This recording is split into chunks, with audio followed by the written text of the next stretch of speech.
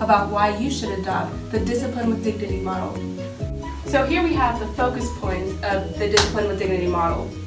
So, establishing classroom discipline upon a basis of dignity and hope, reclaiming students destined to fail in school because of their misbehavior, and finding long-term solutions to problems of misbehavior, including violence. Doesn't that sound like something everyone needs to have?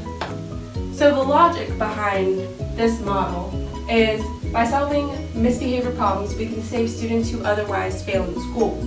Many students misbehave when their sense of personal dignity is threatened. It is essential to restore a sense of hope in students who chronically misbehave, and violence and aggression, which teachers fear, can be dealt with effectively. So this method was founded by Kerwin and Medler, and they received national attention with their first book in 1983 called Taking Charge in the Classroom. They later revised this book in 1988 with the title Discipline with Dignity, and that was a more central idea of their work for this model. So this method is great for all schools because it breaks down why students misbehave. See, all students misbehave at times. There's people who chew gum, they get out of their seats, and most of the time that's just to look cool in front of their friends. But what we're really dealing with here is behaviorally at-risk students. That's what Medler and Kerwin like to bring in together, because not all teachers know how to handle these students. So gaining a measure of control over a system that has damaged their sense of dignity is what Medler and Kerwin try to get teachers to understand.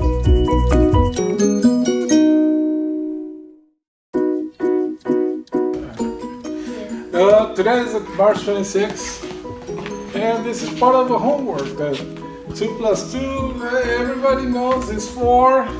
Like you can see this, right? Okay. You put attention, Melissa. If you like it, okay, you're fine.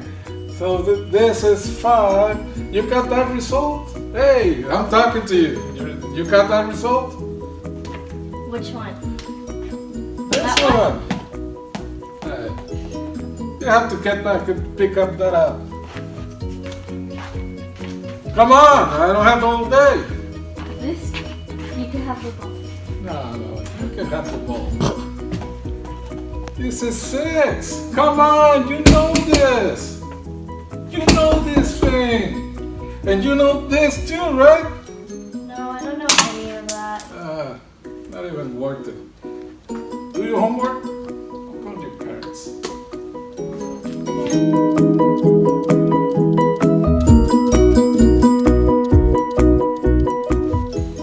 Hi, good morning, class. Today is March 26th. Miss Coleva, how are you doing today? Good. That's great.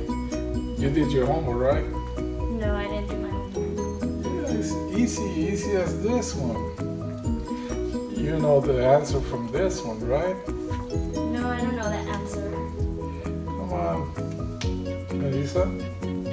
You know how to do it. Easiest part of the homework. You can use your fingers, and you can add them together. You get the answer, the correct answer. No, I don't think I can do it on here on my homework. We can work together. Come and join me. And we can use, you can put this, and you can count another ones. So, how much you have right there? We have 1, 2, 3, 4. Great job. So you have 4, right? How about the second one? Try to do it with your memory. 5. 5. Perfect. Hey, give me 5. Thank you, Melissa. You did a great job. Thank you. How about in this one?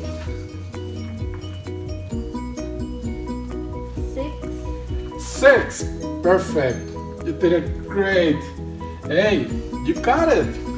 Hey, thank you. You can go back to your seat then. Thank you. And enjoy. Thanks a lot. So, how do you think Discipline with Dignity has changed your experience in the classroom? Oh, it has to be a life changer. Before this, I have a hard time students didn't listen to me, the students didn't pay attention, and I was getting calls from the parents that the students doesn't learn nothing. And it was so hard for me to keep on going. But after this program, hey, everything is marvelous. Every student brings their homework, understands every single subject that we're teaching right here, and no problems anymore with misbehaviors. Even they try to help them out with the teachers. And hey, that's perfect for us. Even for you, mister. Even for you. Even for all of you. You have to learn from it. And I 100% recommend this program. It will be a life changer for yourself as it was for me. So you would recommend this to all of your colleagues and your schools to adopt? Oh, definitely. Definitely. So before this method was brought into our classroom, I would misbehave a lot, but I would do it just because my teachers didn't care. They would let me go on with it. If I had a problem, they would just try to fix it, but they couldn't. They would leave. They'd be like, okay, whatever. And I noticed that I wouldn't get any of my work done, which would get them more mad, would get my counselors mad, my family, which would get me mad, and then I would misbehave even more. And that would really affect myself in academics and also socially.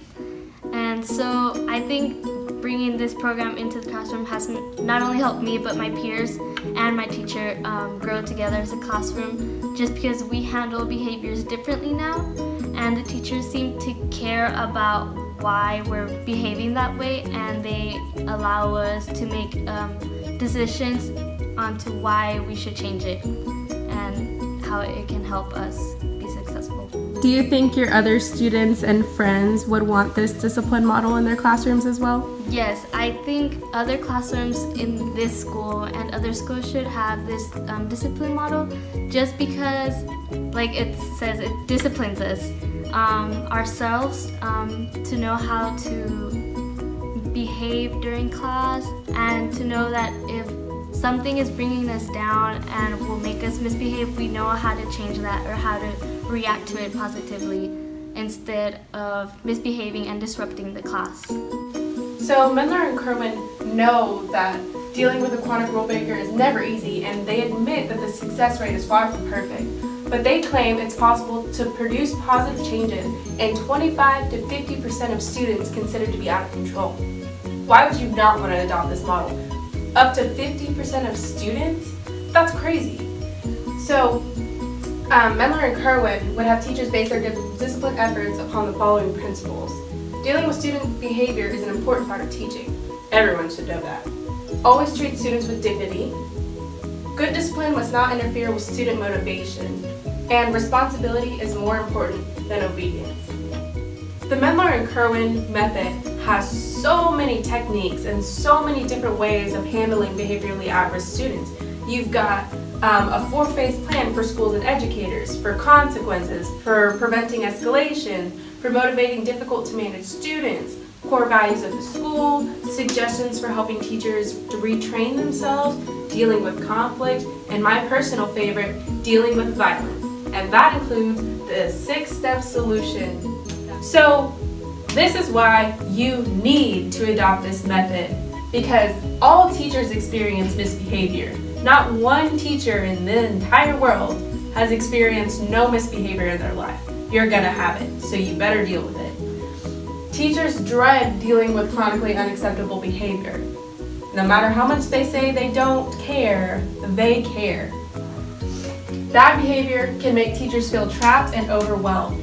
Sometimes they give up, they shut down. I personally know a couple teachers who have done this before. It's not a good thing. You need to take care of these students. Mendler and Kerwin offer realistic help for reducing behavior. Realistic. This means there's steps, there's solutions, there's multiple ways to go about this. You can't just discipline. You've got to show them dignity and hope and get them prepared for the future. And This produces positive changes in 25 to 50% of students. Now, why wouldn't you want to adopt this method? You're just crazy if you don't. If you want to adopt this method, just call one number. 555-555, area code 555. You only have to remember one number. But if you call in the next hour, you're gonna get a tablet. So you can get all this method electronically. This method will not only help you and your students in your classroom, but will throw in a free cat and a dog from the old yellow shelter. And one last thing, if you adopt this method, we'll throw in a brand new Samsung TV. And we'll even throw in the HDMI cable. Adopt this method.